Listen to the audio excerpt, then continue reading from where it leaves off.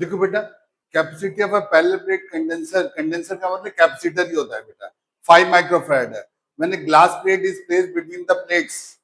Glass plate क्या है, glass क्या है बेटा, डाइलेक्ट्रिक।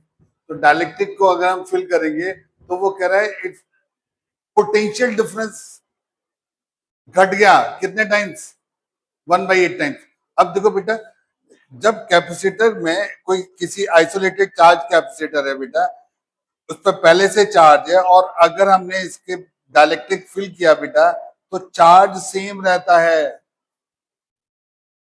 यहाँ कैपेसिटेंस सी था बेटा, यहाँ कैपेसिटेंस सी डैश हो गया, यहाँ पोटेंशियल डिफरेंस था बेटा क्यू बाई सी, यहाँ पोटेंशियल डिफरेंस हो गया बेटा क्यू बाई सी डैश। अब वो कह रहा है potential difference becomes 1/8 times, right. तो v डैश दे रहा है बेटा वो v/8। ऐसा जब भी पॉसिबल है जब c डैश 8c हो जाए, राइट बेटा। c डैश क्या हो जाए, 8c। तो हम यहां पर बेटा c डैश 8c अगर है तो पूछ क्या रहा है बेटा वो, डाइलेक्ट्रिक कांस्टेंट। तो डाइलेक्ट्रिक कांस्टेंट तो हम निकाल सकते हैं ना, फिर कैसे बेटा, डाइलेक्ट्रिक कांस्टेंट क्या है बेटा, C dash is equal to epsilon naught epsilon r a by d, epsilon r into C air, right.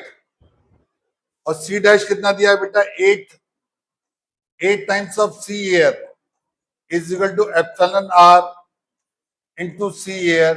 C air से बेटा C air कट गया, epsilon r की वैल्यू क्या आ गई बेटा, 8 आ गई। तो our choice is C, C option is correct. बच्चों बात समझ में आ गई। अब इस क्वेश्चन में वो क्या कह रहा है बेटा, potential difference. Potential difference change जब ही होगा जब कैपेसिटर बैटरी में नहीं लगा हुआ हो। डाइलेक्ट्रिक फिल करने के बेटा दो तरीके हैं, या तो कैपेसिटर बैटरी में लगा हुआ है तो V सेम रहता है, और या कैपेसिटर पहले बैटरी में लगा हुआ था, बैटरी से निकालकर हमने डाइलेक्ट्रिक फिल किया है तो चार्ज सेम रहता है। अब यहां उसने दिया नहीं है बेटा कुछ भी, तो हम ये मान के चल रहे हैं आइसोलेटेड कैपेसिटर है, यानी पहले बैटरी में लगा हुआ था, अब बैटरी से निकाल दिया तो चार्ज सेम रहा। तो यहाँ पहले चार्ज क्यू था, पहले कैपेसिटेंस सी था, डाइलेक्ट्रिक भर दिया, चार्ज क्यू ही रहेगा, कैपेसिटेंस सी डैश हो गया। तो पहले वोल्टेज सी बेटा क्यू बाई सी, बाद में वोल्टेज हो गई क्यू बाई सी डैश। और वी डैश क्या कह रहा है बेटा, वो v/8, तो सी डैश 8c हो जाएगा। यहां से सॉल्व कर लिया। बच्चों बात समझ में आ गई। थोड़ा सा अलग ढंग से पूछा है उसने, बट अगर आपको कॉन्सेप्ट आते हैं बेटा तो आप वैसे भी वो भी कर सकते हैं, राइट चिल्ड्रन। समझ में आ गई बेटा बात। नेक्स्ट देखते हैं। A capacitor is charged by using a battery which is then disconnected from the battery। अब देखो फिर से बेटा, वो पहले चार्ज करा हमने बैटरी लगाकर, फिर हमने बैटरी से डिस्कनेक्ट कर लिया, चार्ज सेम रहेगा, चार्ज सेम रहेगा बेटा। Disconnected from the battery, a dielectric slab is then slipped in between the plates, which results in, क्या आएगा बेटा आंसर, डिक्रीजेस। देखो सी बढ़ जाएगा तो वोल्टेज घट जाएगी, तो पोटेंशियल डिफरेंस घट जाएगा, चार्ज सेम रहेगा, decreases in the potential difference across the plates, stored energy भी डिक्रीज हो जाएगी।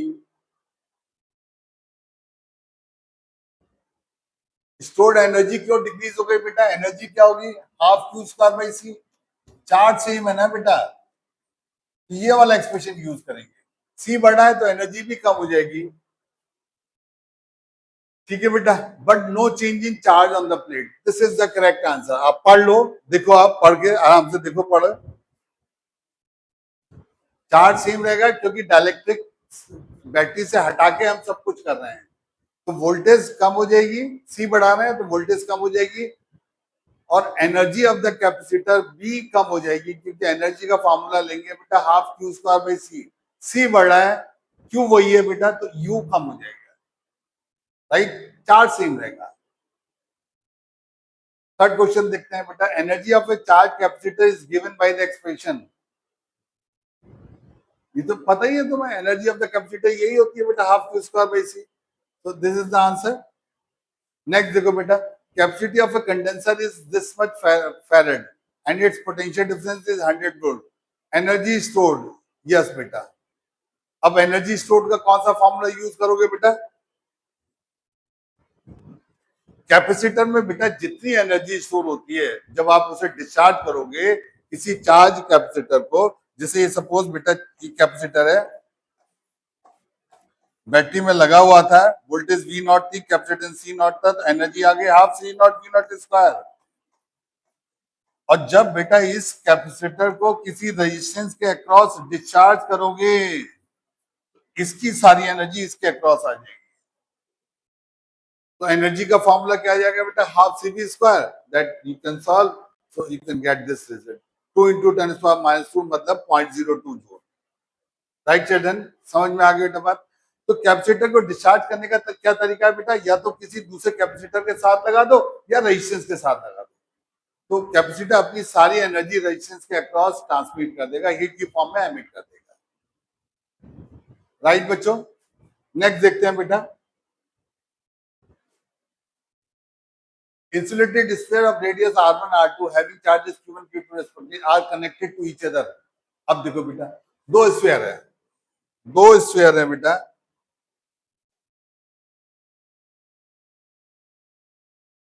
दो स्फीयर है बेटा, q1 r1 q2 r2. और अगर हमने उनको वायर से कनेक्ट कर दिया तो चार्ज का फ्लो कब होगा बेटा? From high potential to. But अगर दोनों का पोटेंशियल सेम है तो चार्ज का फ्लो नहीं होगा. और पोटेंशियल सेम होने का मतलब K Q one by R one is equal to K Q two by R to.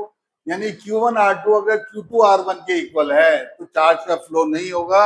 और ये भी कैपेसिटर था बेटा, ये भी कैपेसिटर है. एक कैपेसिटर जब दूसरे कैपेसिटर को पैरेलल में लगाने पे चार्ज का ट्रांसफर नहीं कर रहा, इसका मतलब एनर्जी में लॉस नहीं आएगा. तो देखो आप choice, decreases in the energy unless.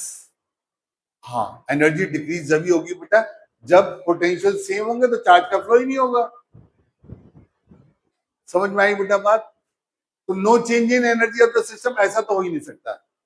क्योंकि आपने पढ़ा है बेटा कि किसी भी कैपेसिटर को C1 V1 वोल्ट की बैटरी में लगा हुआ था बेटा, इसको दूसरा C2 V2 था,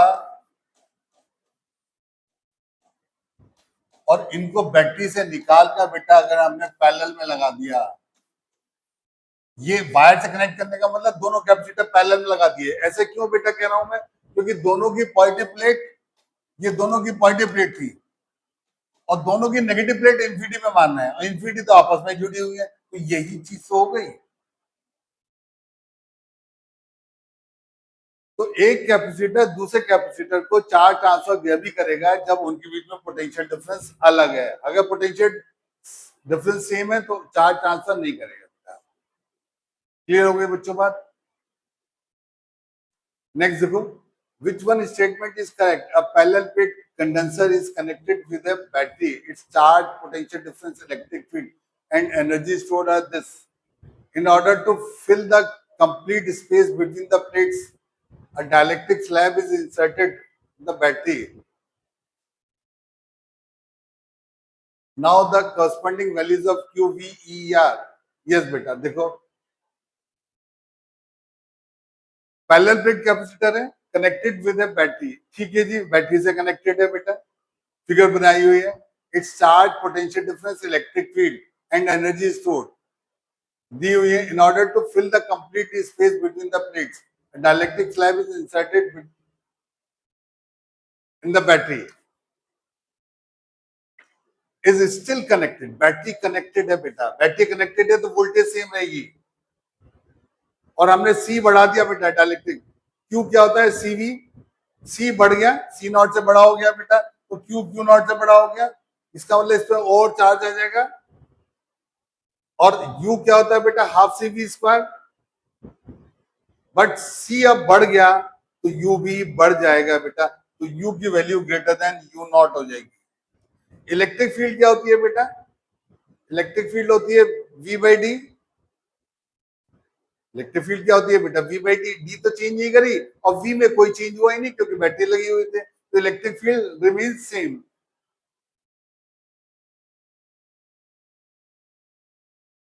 राइट बेटा?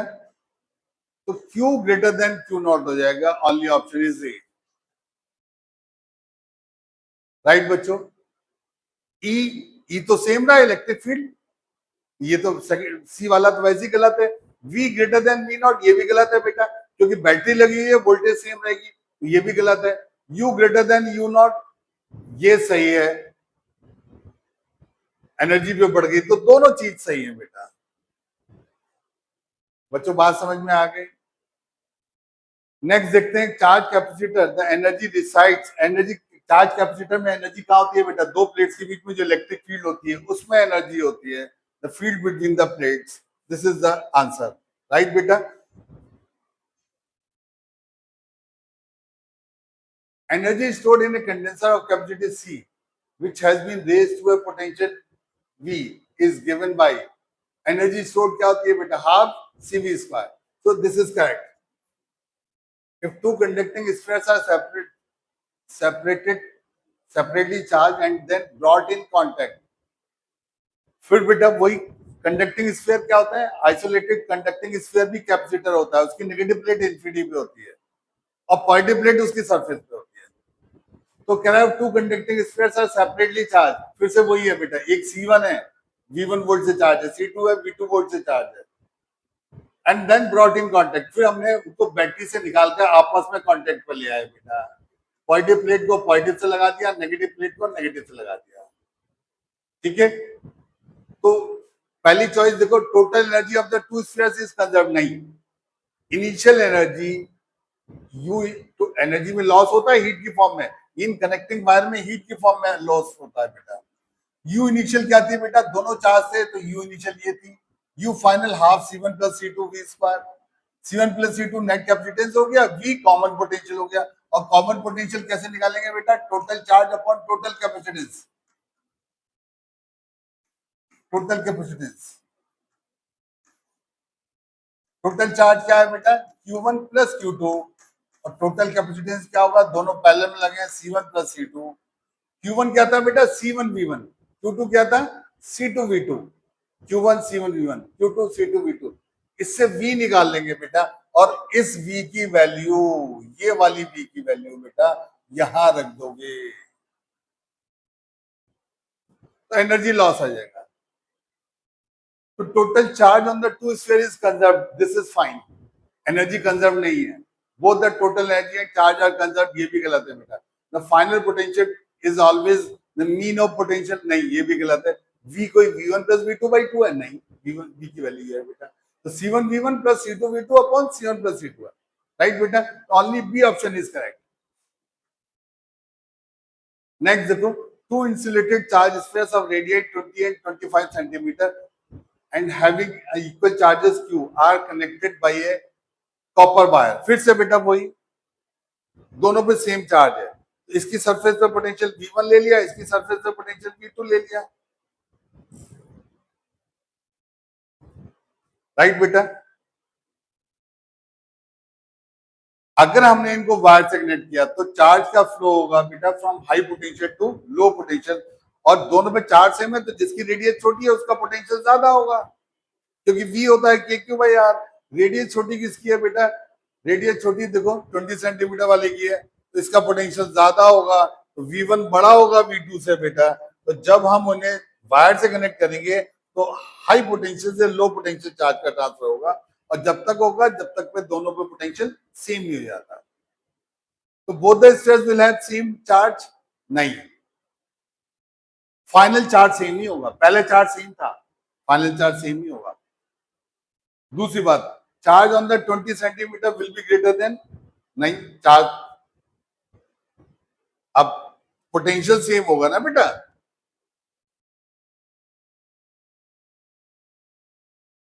फिर बेटा चार्ज ऑन द, अब देखो पोटेंशियल सेम होगा, यानी V1 डैश की वैल्यू V2 डैश के इक्वल होगी बेटा. V1 डैश क्या आ गया बेटा? K Q1 minus Q by R1. V2 dash क्या आ गया बेटा? K Q2 plus Q by R2.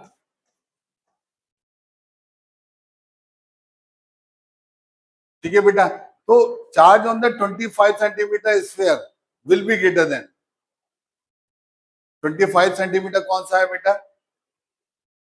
दूसरा वाला R2, तो आप देख रहे हो Q2 प्लस Q है इस पे चार्ज, फाइनल चार्ज, जबकि कम रेडियस वाले पे इनिशियली चार्ज, फाइनल चार्ज कम है।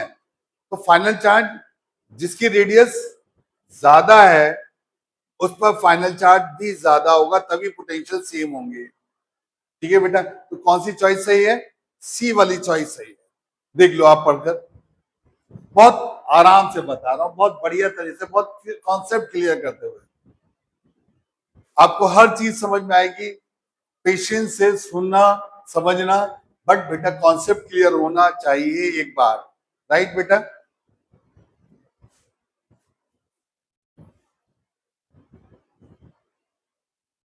नेक्स्ट देखो, 8 drops of mercury equal area are possessing equal charges combined to form a big drop, the capacitance. अब देखो बेटा, कैपेसिटेंस क्या होता है स्फेरिकल कैपेसिटर का? 4 पाई एप्सिलॉन नॉट आर।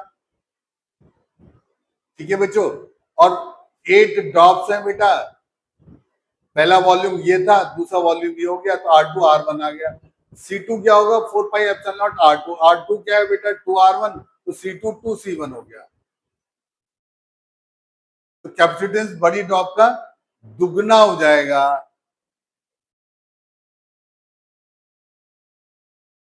ठीक है, समझ में आया बेटा?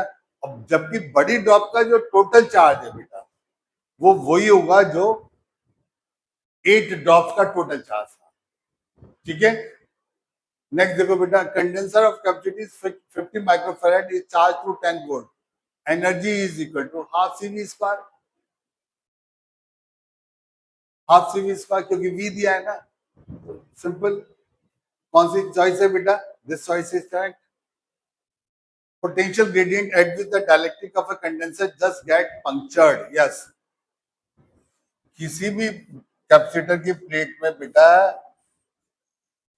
यहाँ डायलेक्ट्रिक अगर हमने रखा और यहाँ एयर है, एयर में इलेक्ट्रिक फील्ड E0 जैसे ही ज्यादा हुई, किससे बेटा? डायलेक्ट्रिक के अंदर जो इलेक्ट्रिक फील्ड बसती है E, वो E जैसे ही बेटा ज्यादा होती है डायलेक्ट्रिक स्ट्रेंथ से, वैसे डायलेक्ट्रिक कंडक्शन शुरू कर देता है, आयनाइज हो जाता है। राइट बेटा? तो पंक्चर कब हो जाता है? जब डायलेक्ट्रिक स्ट्रेंथ से ज्यादा हो जाती है पोटेंशियल ग्रेडियंट। पोटेंशियल ग्रेडियंट का मतलब बेटा इलेक्ट्रिक फील्ड, और इलेक्ट्रिक फील्ड किसके अंदर? डायलेक्ट्रिक के अंदर। और डायलेक्ट्रिक के अंदर इलेक्ट्रिक फील्ड जो होती थी बेटा, फिर से आपको बता दूं, अगर बाहर एयर में इलेक्ट्रिक फील्ड E0 है, तो डायलेक्ट्रिक के अंदर इलेक्ट्रिक फील्ड होती थी बेटा E0/εr। ध्यान रखेंगे आप, यानी कैपेसिटर के डायलेक्ट्रिक स्लैब रखा T थिकनेस का बेटा, बाहर इलेक्ट्रिक फील्ड जहां एयर है वो E0 मान ली, डायलेक्ट्रिक के अंदर E है बेटा, तो डायलेक्ट्रिक के अंदर इलेक्ट्रिक फील्ड E0/εr होती है। ये इलेक्ट्रिक फील्ड जैसे ही डायलेक्ट्रिक स्ट्रेंथ से ज्यादा होती है, इक्वल होती है, तो डायलेक्ट्रिक आयनाइज हो जाता है। राइट बेटा? नेक्स्ट देखते हैं, a parallel plate condenser has a capacity of 50 microfarads then, and when it is immersed in an dielectric, अब ये तो बेटा आता ही है तुम्हें, एप्सिलॉन आर क्या होता है? सी मीडियम अपॉन सी है, सी मीडियम ये दे रखा है बेटा, सी है ये दे रखा है, you can solve this, find the answer. Right बेटा? नेक्स्ट देखते हैं, separation between the plates of a parallel plate capacitor is D, the area of each plate is A, when a slab of material of dielectric constant T K and thickness T is introduced between the plates, its capacitance becomes, ये तो आपने पढ़ा ही है, epsilon naught A upon D minus T by K। C slab होता है ये बेटा, और पूरा भर देते हैं तो D की वैल्यू T हो जाती है बेटा, तो C मीडियम हो जाता है। पूरा भर देते हैं अगर, तो ये हो जाता है बेटा epsilon naught epsilon R या K A/D हो जाता है अगर पूरा भर देते हैं। 16 देखो बेटा, capacity of a parallel plate capacitor depends upon, capacity C तुमने पढ़ा है बेटा, Q प्रोपोर्शनल टू V होता है, C कांस्टेंट होता है, तो C देखने में तो Q/V लग रहा है, बट C Q और V पे डिपेंड नहीं करता। किस पे डिपेंड करता है? Permittivity of the medium, area of the plate, dielectric distance between the plate. तो टाइप ऑफ मेटल यूज नहीं, थिकनेस ऑफ द प्लेट नहीं, potential difference applied between the plate V पे भी डिपेंड नहीं करता, तो डी पे डिपेंड कर रहा है। This is the only choice, right बेटा। नेक्स्ट देखो, energy of A charge capacitor resides on electric field only, वो तो हम पहले भी कर चुके हैं।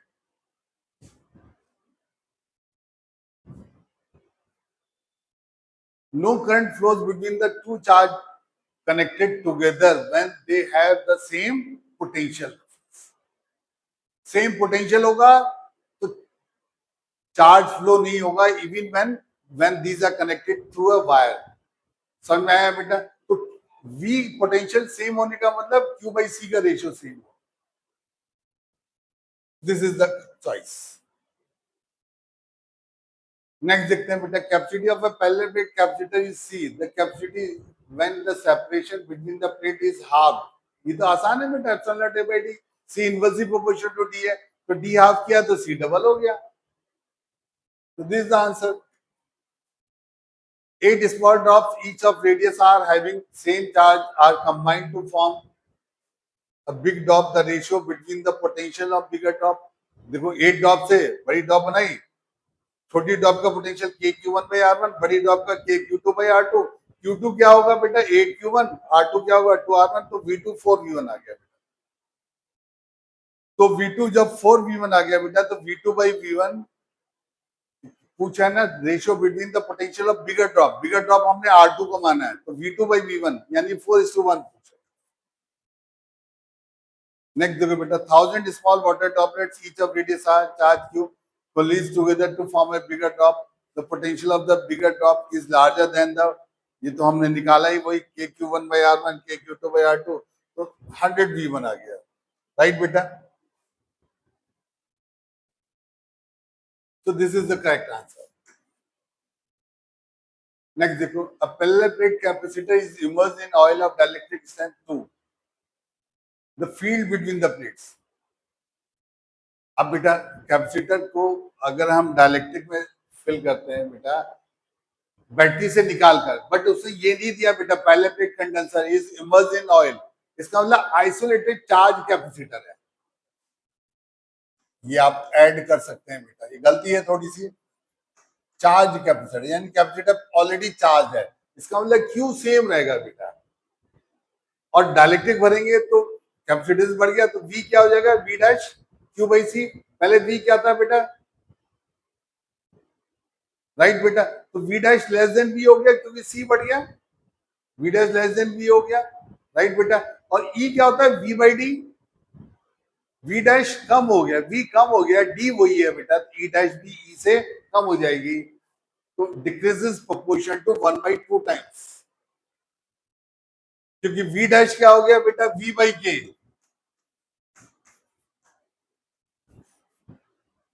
बच्चों बात समझ में आ गई? और के क्या है बेटा 2 टाइम्स, तो 1/2 टाइम्स। बच्चों बात समझ में आ गई? तो अगर कोई कैपेसिटर बेटा आइसोलेटेड चार्ज कैपेसिटर होता है तो उसका पहली बात चार्ज सेम रहेगा, भले ही हम डायलेक्ट्रिक भरे। वी तुमने देखा कम हो गया अगर सी बढ़ गया। अब एनर्जी पे इफेक्ट कैसे देखेंगे बेटा, एनर्जी होती है half Q square by C X C V square, but यहाँ half Q square by C लेंगे क्योंकि चार्ज सेम है, और सी बढ़ गया तो एनर्जी घट जाएगी, यानी डायलेक्ट्रिक भरने में हमें वर्क करना पड़ेगा या मिलेगा, हमें मिलेगा, क्योंकि कैपेसिटर की प्लेट जब चार्ज होंगी ना बेटा, ये पॉजिटिव नेगेटिव प्लेट, तो ये अपने आप डायलेक्ट्रिक को खींचेंगी, और जैसे डायलेक्ट्रिक को खींचेंगी मतलब हमें फोर्स नहीं लगाना पड़ेगा, हमें फोर्स अपोजिट डायरेक्शन में लगाना पड़ेगा, तो हमारा वर्क डन नेगेटिव होगा, इसलिए कैपेसिटर की एनर्जी कम होगी। समझ में आया बेटा? क्योंकि सी बढ़ा एनर्जी कम हो गई बेटा। Electric field E is equal to V by D, V तुमने देखा कम हो जाएगा क्योंकि सी बढ़ गया, क्यू सेम है, और वी कम हो जाएगा तो ई भी कम हो जाएगी। समझ में आ गई बच्चों बात? नेक्स्ट देखो, capacitance of A spherical condenser is if the spacing between the two sphere is 1 mm, the radius of the outer sphere, ये देखो बेटा कैपेसिटी है। R2 क्या कह रहा है बेटा R1 प्लस 1, क्योंकि इन दोनों के बीच की डिस्टेंस 1 mm है। R2 आ गया बेटा R1 प्लस m, ठीक है। C यहां रख दोगे बेटा, 1/4π∁0 की वैल्यू क्या होती है बेटा? 9 इंटू 10⁹9। तो 4π∁0 की वैल्यू यहां से रख दोगे बेटा। R1 की जगह क्या लिख दोगे? R2 - 1, और R2 - R1 यहाँ 1 mm आ जाएगा बेटा। ये सॉल्व कर लोगे तो R2 की वैल्यू आ जाएगी, तो radius of the outer sphere आ जाएगी बेटा। This is the answer. बच्चों बात समझ में आ गई? क्लियर हो गई? नेक्स्ट देखो बेटा, dielectric constant and dielectric strength be denoted by K and X, then a material suitable for. अब देखो बेटा, हम जो डाइलेक्ट्रिक डालना चाहते हैं तो हम यही तो चाहते हैं ज्यादा ज्यादा कैपेसिटेंस हो जाए उसका, ताकि ज्यादा ज्यादा एनर्जी स्टोर करे, ज्यादा ज्यादा चार्ज स्टोर करे। तो कैपेसिटेंस बढ़ाना चाहते हैं। कैपेसिटेंस बढ़ाने के मतलब डाइलेक्ट्रिक ज्यादा डाइलेक्ट्रिक कांस्टेंट वाला डालना है, और उसकी डाइलेक्ट्रिक स्ट्रेंथ भी ज्यादा हो, ताकि आसानी से वो आयनाइज ना हो, आसानी से वो पंक्चर ना हो जाए। तो both the thing should be high. Next देखो बेटा, when air in a capacitor is replaced by a medium of dielectric constant K, it's capacities, air को कैपेसिटी तो हमेशा बढ़ेगी बेटा, तो increases by K times, right बेटा।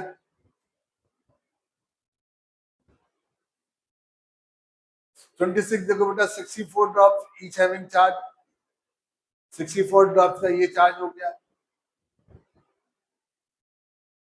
तो यही बेटा सिंपल चार्ज कंजर्वेटिव नेचर का है, जो बहुत सारी ड्रॉप्स को मिला के बड़ी ड्रॉप बनाई ना, और चार्ज कंजर्वेटिव है बेटा, तो बड़ी ड्रॉप का चार्ज सारी छोटी ड्रॉप के चार्ज के सम के इक्वल होगा।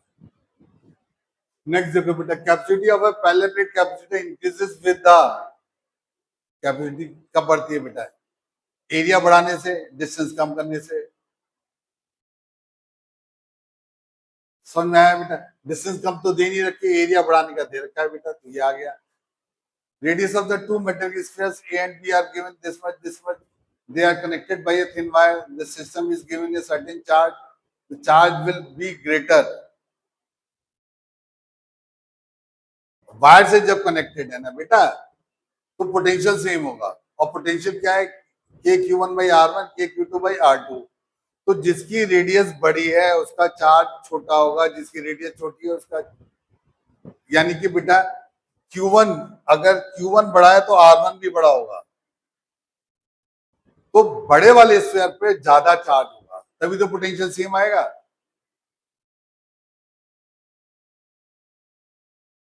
The charge will be greater on the surface of sphere, right बेटा?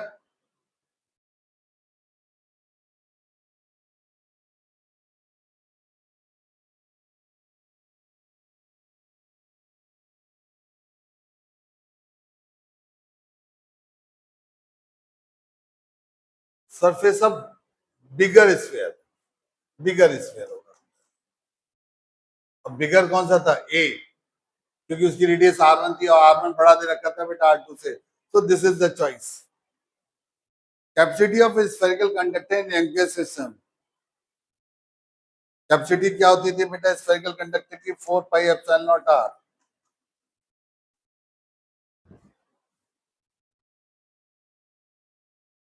तो दिस इज द चॉइस।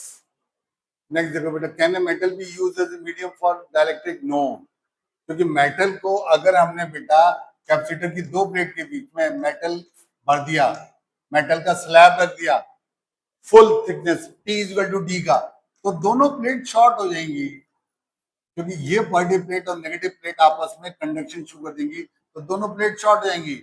और जब कैपेसिटर की दो प्लेट पर अपोजिट चार्ज होगा ही नहीं और पोटेंशियल डिफरेंस जीरो हो गया, तो C की वैल्यू इंफिनिटी हो जाएगी।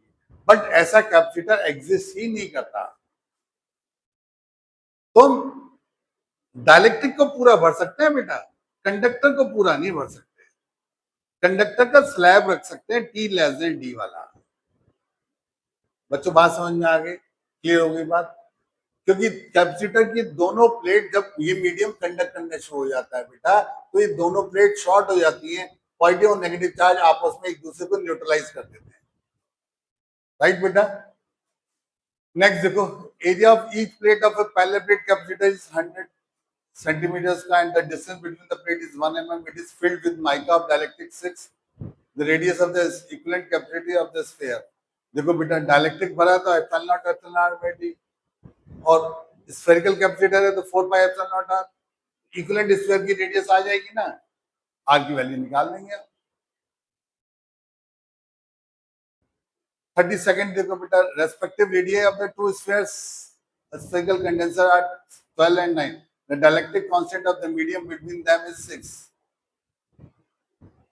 Capacity of the condenser, yes बेटा spherical capacitor है, concentric spherical capacitor है बेटा ये। इसकी रेडियस R1, इसकी रेडियस, इसका कैपेसिटेंस ये होता है। आइसोलेटेड स्फेरिकल कैपेसिटर जो होता है वो एक ही होता है, और इसमें भी जब ले रहे हैं बेटा जो हम आउटर सरफेस अर्थ कर रहे हैं तो ये आंसर आता है। अगर हम अंदर वाली सरफेस अर्थ कर रहे हैं तो कुछ और आंसर है। बच्चों बात समझ में आ गई? So this is very particular. Next देखो, a parallel plate condenser is connected with the terminals of a battery. The distance between the plate is 6 mm. If the glass plate 4 mm is introduced between the plate, then the capacity will become, हाँ देखो बेटा पहले epsilon naught A by D था, D 6 था बेटा। अब हमने glass plate रखी तो D minus T plus T by के, डी 6 था बेटा, टी ग्लास प्लेट की थिकनेस 4.5 और एप्सिलॉन 9 दिया है बेटा। इसको जो हमने कैलकुलेट किया बेटा तो ये 6 माइनस 4.5 1.5 आ गया, और 4.5 डिवाइड बाई 9 हाफ आ गया। अब ये चीज इस चीज के इक्वल कब होगी, वो चीज आपने निकालना है। तो कैपेसिटेंस ये जो वैल्यू आएगी बेटा इसकी 3 टाइम्स आ जाएगी, तो कैपेसिटेंस विल बिकम 3 टाइम्स। तो this will be the answer. Right बच्चों, समझ में आ गई बेटा बात? अब नेक्स्ट वीडियो में ग्रुपिंग ऑफ कैपेसिटर बताऊंगा। अभी तो ये सिंपल कैपेसिटर के बारे में बता रहा था, अब ग्रुपिंग ऑफ कैपेसिटर्स बताऊंगा। राइट बेटा, मिलता हूं मैं नेक्स्ट टाइम।